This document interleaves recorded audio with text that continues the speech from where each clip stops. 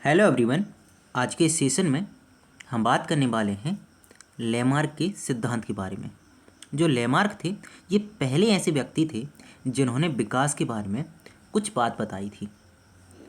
और हम पहले भी कह चुके हैं कि अगर कोई जो हमारे पास में वास्तविक घटनाएं होती हैं उनके बारे में बताता है कि ये घटनाएं होती कैसी हैं, क्यों हुई होंगी, तो उसे हम बोलते हैं ये सिद्धांत है।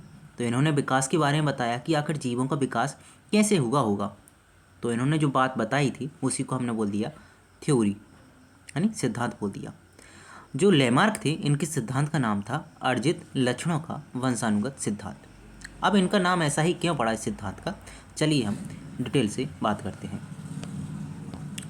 देखिए, सबसे पहले अगर हम बात करें लेमार्क की, ठीक है, तो इनका पूरा नाम अगर हम बात करें तो जीन बॉप्टिस्ट लेमार्क इनका पूरा नाम था। और इनकी एक बहुत ही फेमस पुस्तक थी जो लगभग 1809 में प्रकाशित हुई थी, जिसका नाम था फिलॉसफी या जूलॉजी का। क्या है? फिलॉसफी या जूलॉजी का इनकी पुस्तक का नाम था। और इनका मुख्य विचार ये था कि जो जीव हैं वो अपने पर्यावरण के अनुसार स्वयं में परिवर्तन कर लेते हैं, ठीक है, और वही परिवर्तन संतानों में चला जाता है। अब कैसे जीव अपने में परिवर्तन करते हैं और संतानों में कैसे जाता है उसको हम आगे इसी सीजन में बात करेंगे। ये कहते थे कि अर्जित लक्षणों का वंशानुगत सिद्धांत इन्होंने अपनी थ्योरी दे दी थी, ठीक है। तो मेन बात यही है।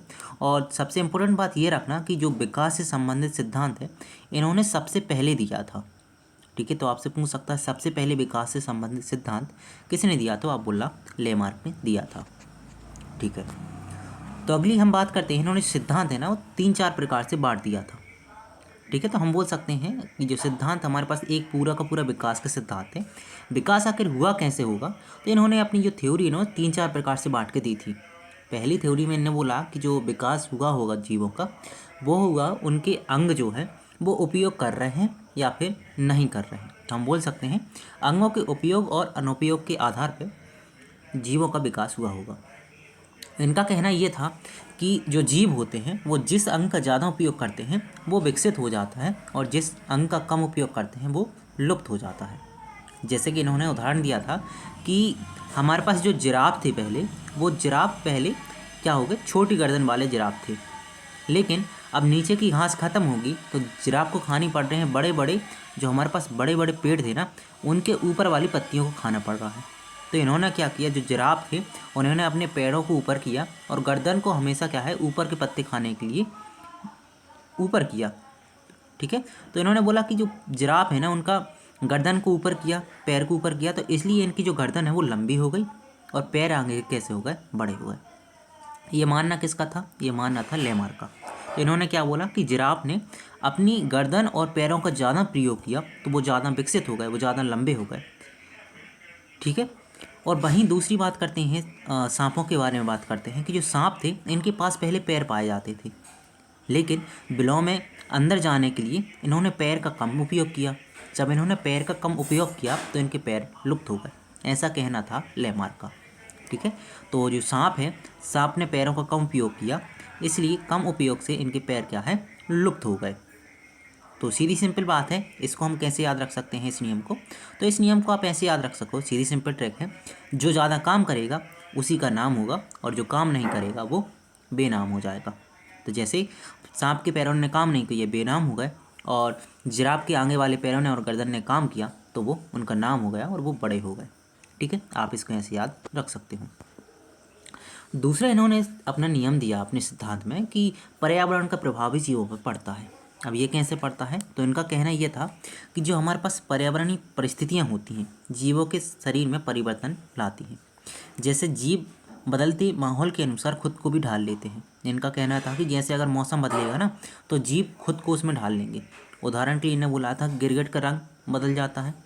जो जलीय जीव होते हैं उनमें चलने के लिए हमारे पास में स्ट्रीमलाइन शरीर हो जाता है उनका, कि जल्दी से वो चल सकें, ठीक है। तो इनका कहना था मौसम बदलो तो रूप अपने आप बदल जाएगा। जैसे जो बतख वगैरह होती हैं, आपने देखा होगा बतख वगैरह होती हैं, उनके पैरों में क्या होता है, उनके पैरों में जो पंजे होते हैं वो ऐसे फंसे होते हैं कि पानी को ज़्यादा से ज़्यादा कर सकें। तो इनका कहना था वो ज़्यादा समय तक क्या है, पानी में रहे। तो उसके अनुसार इन्होंने अपने को चेंज कर लिया, उनके पैर ऐसे बन गए कि वो एक प्रकार से हमारे पास में नाव का काम करें, कि वो जल्दी से पानी को हटा सके, ठीक है। ये 2 नियम हो गए। तीसरे में बात करते हैं अर्जित लक्षणों का वंशानुक्रम। इनका कहना ये था कि अगर एक जीव ने कोई लक्षण को अर्जित कर लिया है, जैसे हम बोल सकते हैं जीवन के दौरान प्राप्त लक्षण संतानों में चले जाते हैं, बार बार दोहराने से नई प्रजाति भी प्राप्त हो जाती है, समझ सकते हो। इनका मतलब ये था कहने का कि अगर कोई व्यक्ति है, ठीक है, इस व्यक्ति ने बहुत ज़्यादा मेहनत की, ठीक है, बहुत ज़्यादा मेहनत की, जिम की, और इसने अपना शरीर बना लिया, ठीक है, बॉडी बिल्डर हो गया। तो इनका कहना यह था कि इसने अर्जित कर लिया है, अगर कोई गुण बॉडी बिल्डर हो गया है, तो अगली आने वाली पीढ़ी, इसका जो बच्चा होगा वो भी बॉडी बिल्डर होगा, उसको मेहनत करने की ज़रूरत है ही नहीं, वो पहले से बॉडी बिल्डर होगा। इनका सिद्धांत कहने का सीधी सिंपल बात यही थी। इनकी कहनी बात है, जैसा बाप होगा वैसा ही बेटा होगा। बाप अगर होशियार है, उसने एक बार पढ़ लिया है, तो बच्चे को वो अपने आप पढ़ा मिटेगा, ठीक है। हालांकि ये बात मूलतः सत्य नहीं है कि ऐसा हो सकता है कि अगर एक बार पापा ने पढ़ लिया तो बच्चे को पढ़ने की ज़रूरत नहीं है, लेकिन लेमार का कहना कुछ ऐसा ही था, ठीक है। अगली बात करते हैं नई प्रजातियों का निर्माण। इनका कहना था कि लंबे समय तक अर्जित लक्षणों के संचय से नई प्रजाति का निर्माण हो सकता है, ठीक है, जैसे बार बार अभ्यास से नया रूप बन सकता है, ठीक है, ओके। जैसे हम एग्जाम्पल की बात करते हैं, जिराफ ने क्या किया, जिराफ की लंबी गर्दन हो गई, उसने ज़्यादा उपयोग किया। सांप के पैर लुप्त हो गए, उसने कम उपयोग किया। बतख के जालदार पैर हुए क्योंकि उसने पर्यावरण के अनुसार खुद को बदल लिया। और दरियाई घोड़ा भारी शरीर हो गया इसका, ठीक है, ओके। लेमार्क सिद्धांत की अगर हम सीमाओं की बात करें, क्रिटिसिज्म की बात करें, कि अन्य वैज्ञानिकों ने जब देखा, एक तो सबसे पहली बात याद रखो कि इन्होंने विकास का पहला सिद्धांत दिया था कि विकास आखिर हुआ कैसे है।